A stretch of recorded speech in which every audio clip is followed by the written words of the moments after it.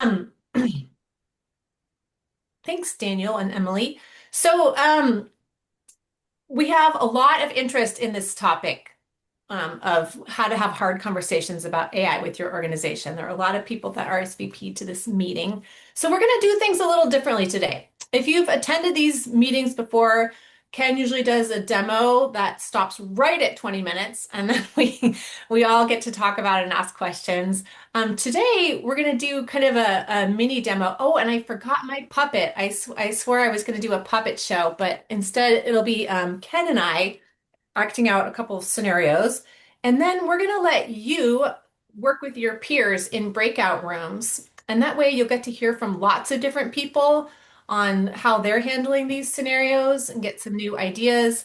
And then we'll have a chance afterwards to discuss what we learned in those breakout rooms. So each breakout room will have a different scenario to discuss, and you'll be able to choose which breakout room you go into. So, since we're doing things a little differently, there's a higher chance for, I won't say disaster, but just an experimental format. It could be messy, but I think it's also going to be a lot of fun. And I just hope that everyone will be patient with us and hopefully there's no technical difficulties.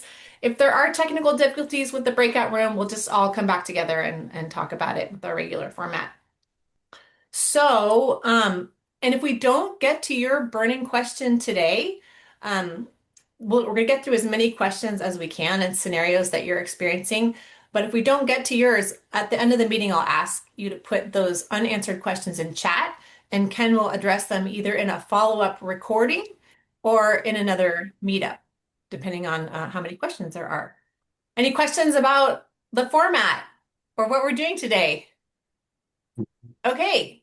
So, Ken, do you have anything to say or do you want to jump into your slides? Um, well, let's jump into the slides. Yeah. Um, I think what's interesting to me is that over the last, I don't know, maybe month or two, as I've been training and I've been talking, especially to larger organizations, larger nonprofits, this issue around like ethics and staff board executive relationships and transparency on what your nonprofit's doing with AI has become just such a common theme. And so it's great that this meetup topic was raised, I don't know, 2 months ago during a local Nevada County Marcom meetup. Somebody passed me a note that said, my board is asking me this really hard question. And I took that as the genesis for doing this meetup. So perfect. It's like really great timing. I'm very excited about that. I hope everybody can see the screen here. Can you see the slide? So this is basically, we're going through the intro part right now. And then we're going to go into the sort of example conversations. And as Erica said, then we're going to have 3 breakout rooms that you get to pick which one you go to. And then we'll come back together. We'll have like a recap of what was discussed in everybody's room, and a wrap up. So hopefully that works for everybody. All right, cool. So let's get started. Um, and Olivia, if you can take care of admitting people while I'm presenting, that'd be great. All right, cool. So example conversation number 1. Someone turn off their entry bell because every time somebody's doing something, there's an audio. I wonder if that's actually me. It might be, but it's Um, like every 30 seconds. Yeah, I think it's a Zoom thing. When someone enters the room, a little bell rings, but hopefully most people have entered the room by now and you won't keep hearing that. yeah, I hope. Let me see here. Can I do something here? I don't think I can, actually, sadly. Yeah, maybe not. All right. So let's start with this example conversation, right? It's a board member saying, now that everybody's trained on AI, right? How many positions can we eliminate? Like, yeah, great, cost cutting. Um, I'll and be playing the role of the board member in this scenario. and I'm going to be the, patient, long-suffering executive director who needs to push back on that position. If that If anybody can believe that, thank you. I appreciate that. All right, let's You do it. ready, Ken? I'm ready. Okay. All right. Ken, Executive Director. So I'm so excited about all the AI training. And now that everyone's trained on AI, we're seeing efficiency gains. How many positions do you think we can eliminate this year? Hey, board member, the answer is zero. Like we're training people so they have more time for doing the things in their job that need a human, like relationship building and judgment calls, right? That's not like cutting time out of their day, right? It's giving them more time to do important things that require a person. Huh. Well, that's nice, but the finance committee is going to ask me the same question next week, and I need something more concrete to bring to them. Okay, let's separate those two conversations, right? If the goal is cutting cost, AI efficiency isn't where I'd look first. It's not saving us that much money yet. What it's doing is it's letting the same team serve more people. And our biggest issue right now is capacity. It's like how can we do more with the people we have? So you're telling me there's no cost story here at all? Well, it's not none, but that's not the main story. Like yes, we can use AI to help revise our HR, manual and not pay a lawyer to do that, so it will save costs. Um, But if you want a cost-cutting conversation, I can bring you one, but that's a different topic. That's not this conversation. Okay, that's the end of our scenario. So, question for the group, what would you say next if the board member doesn't back down, keeps pushing on how can we save costs with more efficiency? Anyone been in this scenario? Or do you think efficiency gains should be used to reduce staff instead of more capacity? Whose job is that to make the call?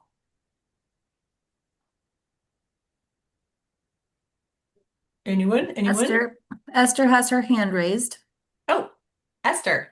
Yeah, I think it's actually not the right question.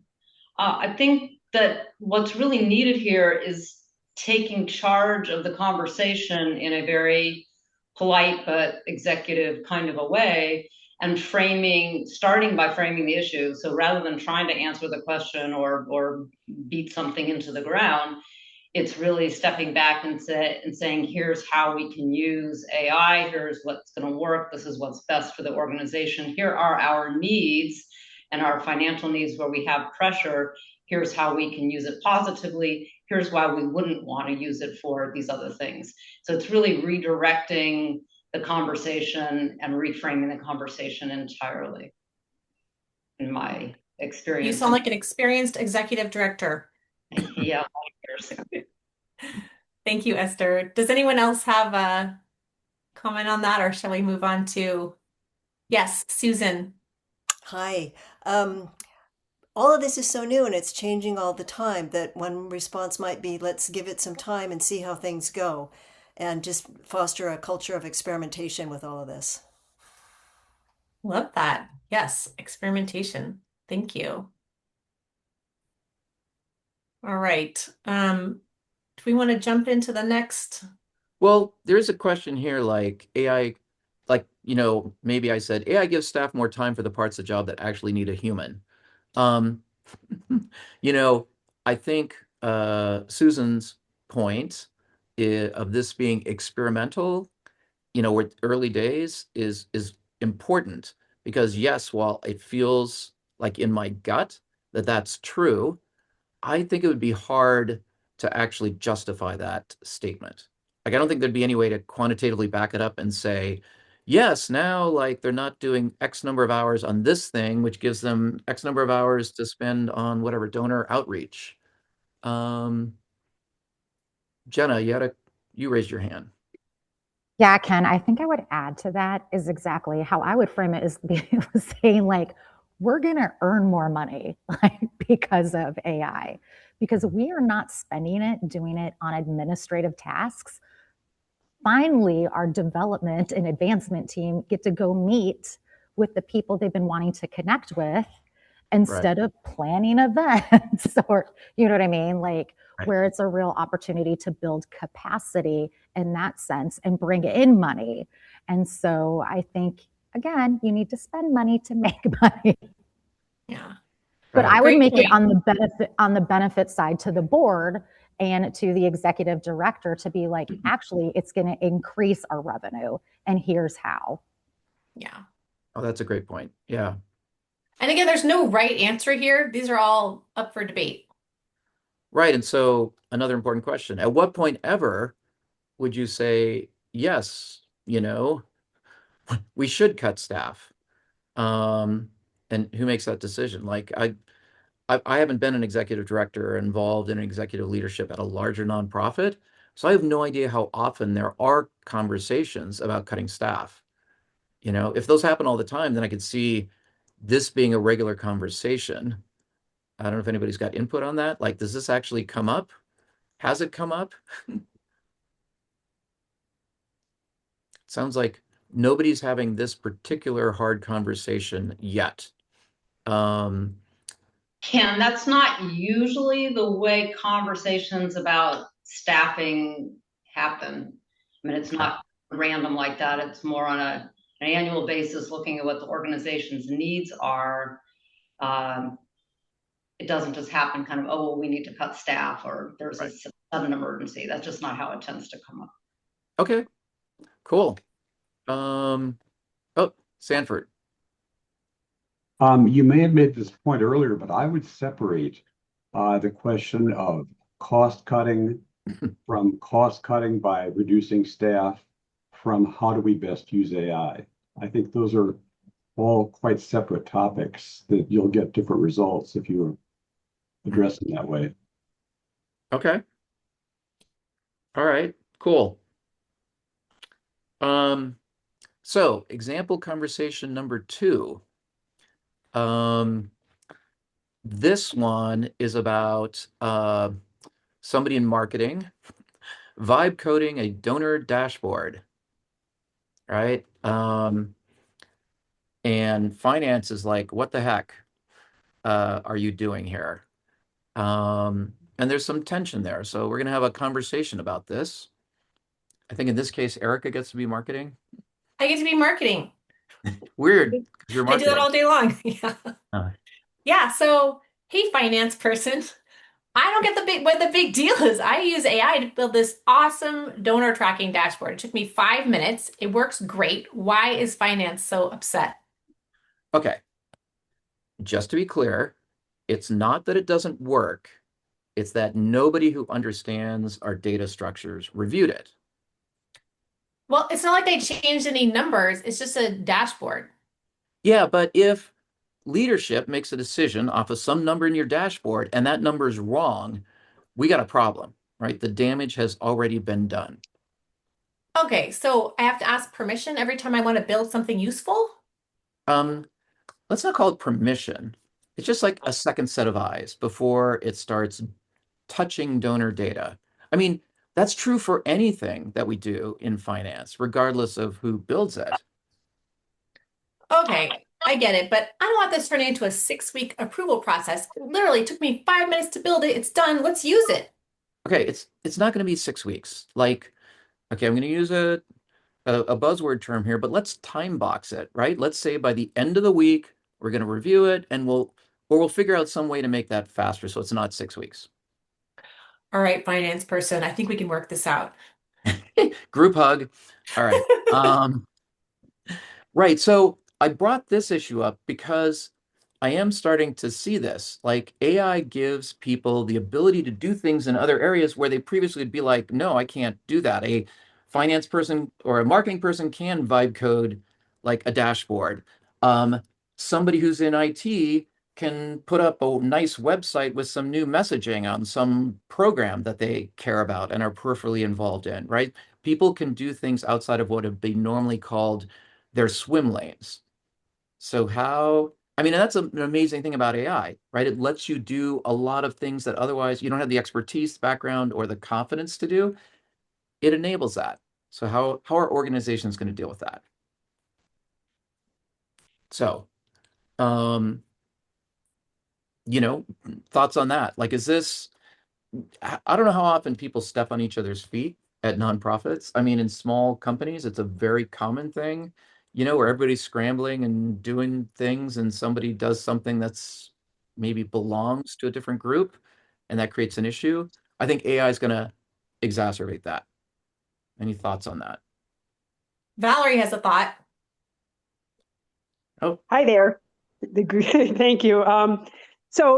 This problem has existed before AI. Okay, and again, I was in the corporate, and we would have this kind of a situation where somebody wanted to make a change to some code, and then we have what we call the due diligence of taking a look at how many contexts that particular code affected. Everything from legal, marketing, the client's perspective. Did our code just break something on the client's side? Okay, so there was always the due diligence to move beyond the remedy of whatever that was doing and try to take a look at it from all the facets that it touches. okay. And we have two comments in the chat that um, both kind of say the same thing, which is, what if you just don't share it with anyone? What if it's for you personally? Is that okay to use your AI dashboard if you're not sharing it? Any finance people in the crowd? How do you feel about that? Hmm. Hank, you're not finance, right? But you said don't share it with anyone until you reach out to finance. So I'm IT, and whenever I do anything that touches another group or another person, we're pretty small. I don't share with anybody else until I create it, but then I go and talk to that person and say, "How do you like this? Is there any way I can change it? Is the backbone of the data correct?" Things Mhm. like that. But I would never like create a dashboard and just send it right out to the board or whatever without passing through some. And that's Right. the way big companies work, right? If you stepped on a if you outstep the CEO, you'd be out of the company in 10 seconds. Yeah. Esther, you had some comment? Yeah, again, I'm looking at this from an ED or CEO perspective, that it speaks to me less about AI and the use of AI and more to the organization's either policies or approach to how people work together, putting information together, because this same question would exist whether it was an AI research or other kind of research. And so I think, again, I think we really need to elevate the conversation to a more of an organizational level of, all right, now we have this additional tool.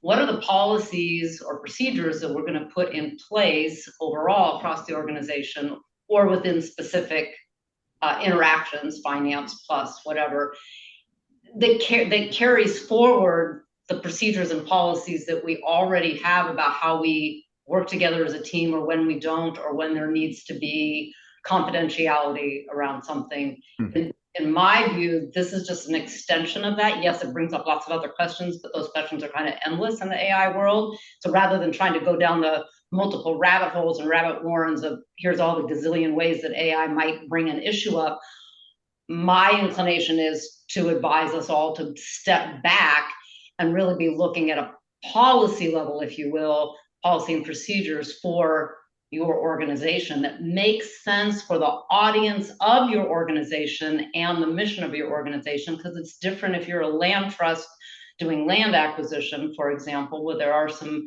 really legal requirements why certain things can't be shared at certain times, versus doing conservation corps and fire recovery projects versus health or resources or personal care. So it's really Yeah, so it's about different. getting the process in place first. And I'm curious, Ken, is there an additional risk because of the ability for AI to act as a portal for other people to access that information? Do you see an additional risk because it's AI? It's interesting to bring that up. I think the risk from AI is that it makes it easier to share data that otherwise wouldn't be shared. Like finance might have a spreadsheet with a bunch of like sensitive donor information, and normally that's like finance's spreadsheet. And if somebody vibe codes something that exposes that data on a website that everybody in the organization has access to, then there's been this sort of, I don't want to call it a data leak because it's still within the organization, but it, it speaks to the need for organizations using AI to have pretty solid data protection in place, because AI will surface data in interesting ways. Data that you didn't think you needed to protect suddenly is available to everybody in the organization because you hooked up your Google Drive to AI, or somebody created a vibe coded website that shows the donor data. So it usually, in my experience, AI exposes issues with data management as opposed to really like creating new issues. The data management issue was there. AI just makes it a lot easier to create a problem. I also think there's a big educational component here, because I think people in IT, like Hank's talking about it, like this is what we always do, right? We always vet the code, you go through a process. Somebody in marketing, if they're vibe coding and they've never been exposed to that culture, that process, like to them, it like, look, I wrote a marketing piece and I'm going to show it to everybody. I'm going to get feedback on it. It's a different sort of approach. And so how do you train everybody on like the new approach when people can do things in other areas? Anyway. Oh, Esther, you have another. Well, I think you're just underscoring points that a number of people have made. Again, it isn't really an individual question of the finance or the marketing plan or reaching out to donors.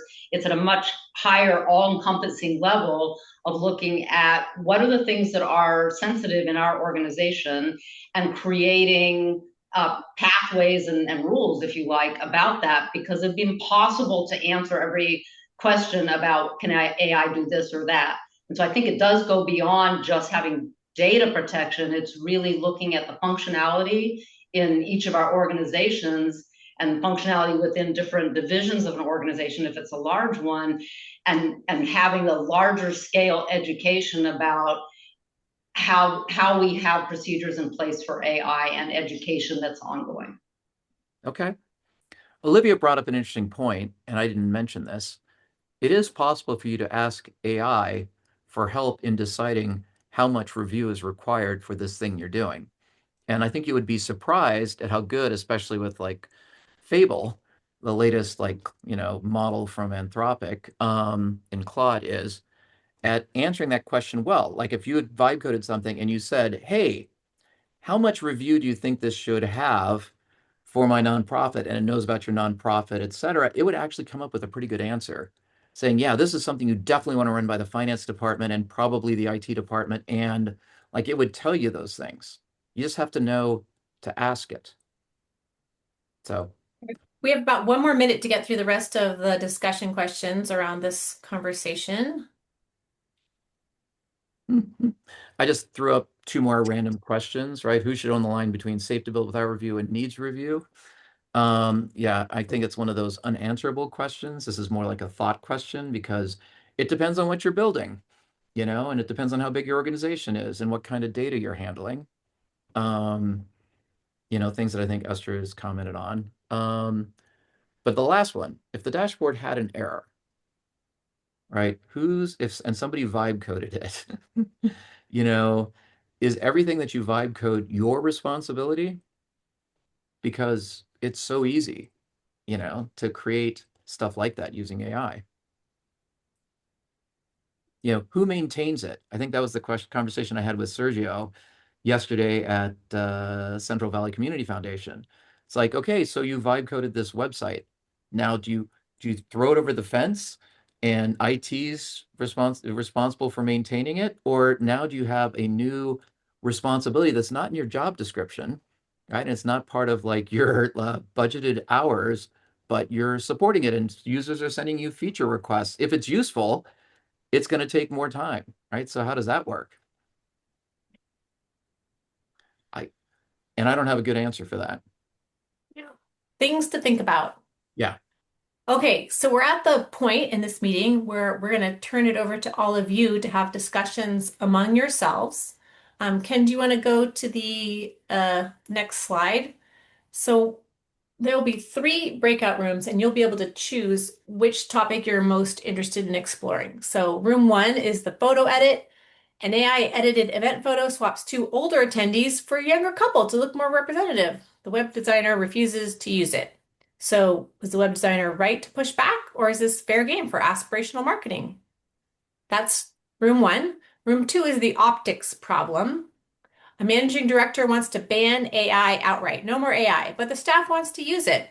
But they have reputational fear of how the political left views AI views. So there's different perspectives on using AI. So is that a PR problem to manage or a signal you should actually be listening to? That's room two. And then room three, policy versus practice. If your organization says it's officially neutral on AI, use it, don't use it. But the leaders in that organization are using it to draft its own core value statement. It's using it all the time. If one staff member has qualms about using AI and no official place to raise those qualms, how does that work? What's driving the gap between what the policy says and what the organization does, and who gets hurt by that gap between policy and practice? So, one of us will be in each of these rooms to facilitate the conversation. And afterwards, we'll have a little recap of what happened in each room so everyone will be able to learn from each other. And Ken, how does this work do people just, how do they choose a room? I just opened up all the rooms. I think all the rooms should be kind of. Is Olivia back? I'm back, yeah. Am I muted? No. I am just typing up notes. We went to the very end, so give me just a second here. Yeah, that That's a went good fast. sign. All right, I've got my notes that I'm going to paste in here.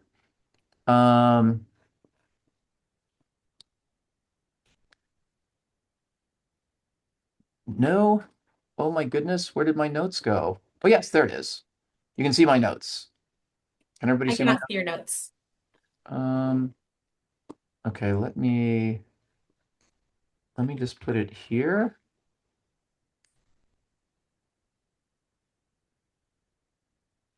I see your notes. Thank All you. right. So I'm going to do a quick recap of what we talked about. We had the importance of staff, exec communication both directions on AI issues, and how important it is to have some kind of norms, like this would be the AI guidelines, maybe, or policy, depending on how you call it, so that people using AI don't have to go and talk to somebody every time they have to make a decision about something involving AI. And there is this credibility issue, when you're using AI, like external view of your organization. And inside that same organization that worries about this credibility issue, like there's amazing stuff happening by leveraging AI to do vibe coding for data visualization, but it could just get shut down because the organization might be like, yeah, we can't risk the impact to our credibility. I think Hank had a great point of like, okay, a key thing in his perspective is wading into the AI pool instead of diving in. Like, there are organizations that have had lots of issues because they're like, okay, we're going to do everything using AI, and that's not the right move.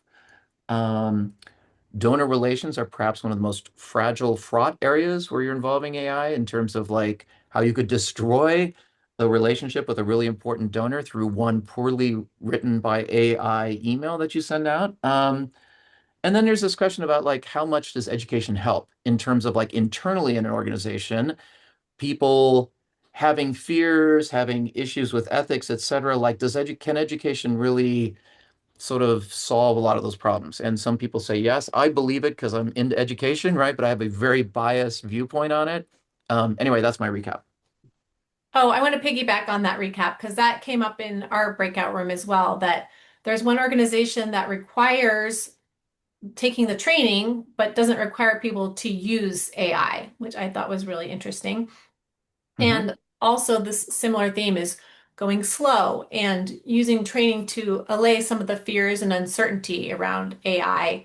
And two organizations in our breakout room have work groups where there's peer-to-peer mentoring. People have different levels of expertise with AI. People can share how they're using it.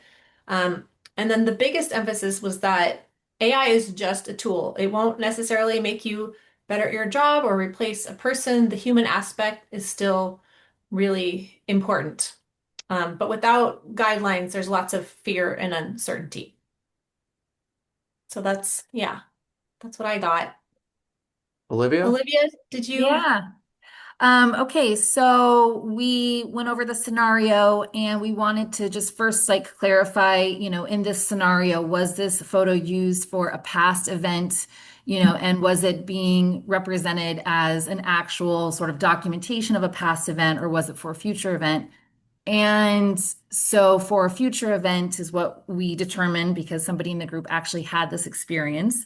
And so there were different opinions, but one person said that it was good to just say that it was generated by AI and that, there shouldn't be a problem. People shouldn't have a problem if you actually just are transparent and say that this, image somehow had the disclosure of AI in it, um, that you want to be honest. And so I think that people, again, in our group, it was brought up that a lot of people are questioning what's real and what's not, so that just having that kind of disclosure helps sort of put that, confusion or that fear to bed.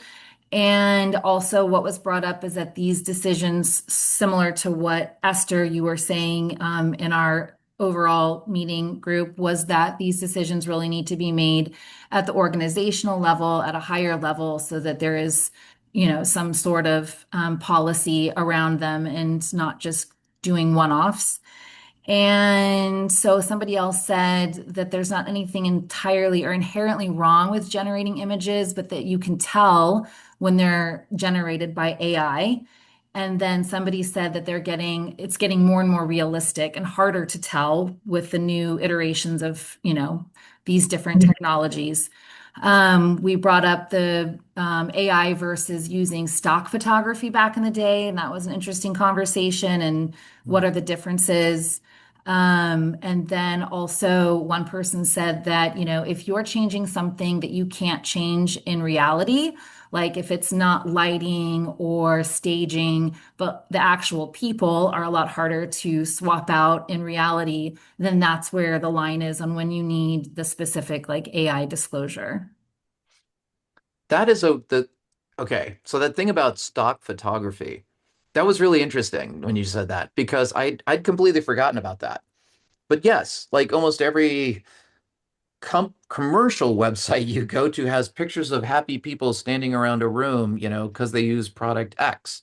And those are not real happy people. And I think everybody kind of knows that. So I don't typically see something that said, these are not real customers, like, or this is not a real picture. Mhm. So it's an interesting question of what's different about having AI do that same thing. I think another related, a topic that I have come up against doing marketing for some local businesses is this really cool feature in Canva. I don't know how many of you guys use Canva, but you can take a still image and generate a 5-second video from it. And anyway, it brings up, I think, a lot of issues that we're already talking about in terms of, like movement or what somebody's doing, not just the actual person, but like kind of getting down into this nitty-gritty of where that line is. So, Right. Thanks, Uh, Olivia. Oh, cool. go ahead, Ken. Did you want to say something? Well, so I have the next slide, but I think that here I'm just going to share this thing here. Is it a a video big that?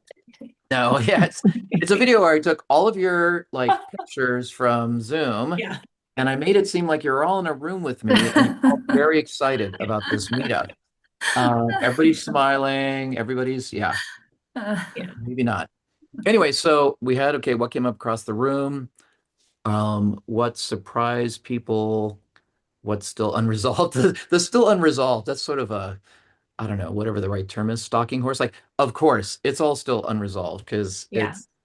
it's such a gray area and AI continues to make it grayer, I think. Like, Yeah. it's not just like these companies and their attitudes aren't making things easier for us in dealing with the ethical issues. AI is not making it easier for us in dealing with these sort of gray areas as well. Um, you know, so I think I was really happy in my room. Everybody, like pretty much everybody had like their point to make that was really interesting and useful. So I'm sorry I missed out on the other breakout rooms. I wish I could have been in all three, everywhere, all at once. Um, Yeah, but a couple themes that I heard across the rooms were, first of all, this is the Wild West. There's so much fear and uncertainty. And the things that seem to help with that fear and uncertainty there's three things. There's transparency. So people who work for an organization understand what's expected, what's not expected, how the leaders feel about using AI. So that's one thing, transparency. Two is training, helping people understand what AI is, how to use it, how not to use it. A little training goes a long way, and whether that's formal training, like where Ken comes into an organization, or where those peer mentoring groups, either way, the training can help. And then the last thing that I heard was guidelines. The AI is a tool, and guidelines should apply to using this tool, just like organizations have guidelines for all the other tools. It should be treated the same way. Susan, did you have a comment? Well, I did, and I think at the root of all of this is who was it who just said, what's real and what's not, what's true and what's not, what can we trust and what can we not trust. So, in any situation where there might be a question, that's an opportunity for the transparency piece to say AI was used to do this, some aspect of this, and then make it very easy for people to ask, well, what aspects of it was AI used for? Just transparency piece. Yeah, thank you. We're just about at the end of our time. So I'm really curious about what surprised people. So maybe you could put what surprised you in the chat. Another thing I would love for you to put in the chat is any question or scenario that we didn't get to today that you still are curious about. And I see a couple of questions already. So we'll address those later, either in a recording that Ken will post, or in another meetup. If there's just a few, we can tack them on to the end of another meetup. I want to thank everyone for participating. I know this was more interactive than some of our meetings have been, so I really appreciate everyone's comments, questions, curiosity, feedback. If you have additional feedback on the format of this meeting, I know parts of it were a little bumpy. Please email Ken. Is there an info at what's your generic email address, Ken? it's K Krugler. There is an info at aiforcommunity.org. You can just use that. Yeah, that's easy. Okay, thanks. Yeah, I'm just curious how everyone liked this format, if we should do it again or keep our normal Ken presents and we ask him questions format. What else? No online training in August, but September dates have been set for both AI Essentials on the 10th and 11th, and AI In Depth on the 24th and 25th. Our next meetup, like this one, will be on August 20th at 10 a.m. And again, the meeting has been recorded, and Ken will be sending out that recording after the meeting. Oh, look, we have 3 minutes left. Ken, any words of wisdom you want to share, or you want to open up for questions? Um, I guess there is one here. Let me just kill this. There's one thing that came up where I was considering drafting an example for AI for Community that is an externally facing statement about AI. So we have our internal guidelines, right? That's for us. But there's an external thing as well, which says things like, we understand that our use of AI has negative impacts on the environment, on communities through data centers. We try and mitigate those impacts through intentional use of AI, which means we don't use it frivolously. We are careful in our choice of models. We don't create stupid cat videos. This is not what I would put in there, but it's sort of saying this is like the intent of it. And we try and ensure that the positive benefits from our use of AI outweigh the negative impacts. Um, we label any external content as AI generated if there's any chance that somebody might think it was real or created by a human when it's not. So it's sort of a statement about the transparency part, about how we use AI for our donors, our supporters, our community, etc. I'm curious if anybody has thoughts on both the value of that and what should be in that, like what people think that kind of externally facing document should say. Like, what do, you know, Esther, yes, you raised your hand. Yeah, I think this is a much bigger topic that we have time for right now. But I think that, yes, that's a good idea generically, but what is said really is going to be different depending on the scale and size and scope of the Oh, nonprofit audience that you're targeting for. And I think yep. that's a really important conversation to have, because if you're Nature Conservancy or Trust for Public Land or the statewide entity in this state versus Daniel's group, South Yuba River, is a huge difference in need for AI, both directions. And it's also a huge difference in our own forward facing, public facing perspective and who our funders are. And I'm a mercenary at heart, and I mean that in a good way. If we don't have funding, we don't go forward. And so everything that you're saying, Ken, is really different in the for-profit world. Everything that you're saying, everything you would say forward facing, has to be run through that gauntlet for us. Mhm. And that's a bigger conversation. I see Daniel nodding his head, and I that's how I would frame this. It's not so much the specific question, but I would frame it at that Right. larger guardrail perspective. Right. Okay. Sounds like I need an AI statement generator. Like I have an AI policy generator that like kind of asks questions and tries to craft something. I just don't think I know enough yet to create that. Like, what are the real questions that people would have in a community for different kinds of organizations? Like, what would be important to cover? So, any input that anybody has on that would be great. Like, what do you think for your nonprofit and the people, community it serves, et cetera? What would be important to have in there? Because I think there are some shared things, right? I think in general, everybody should say, we understand AI has impact, right? Use of AI has some negative impact.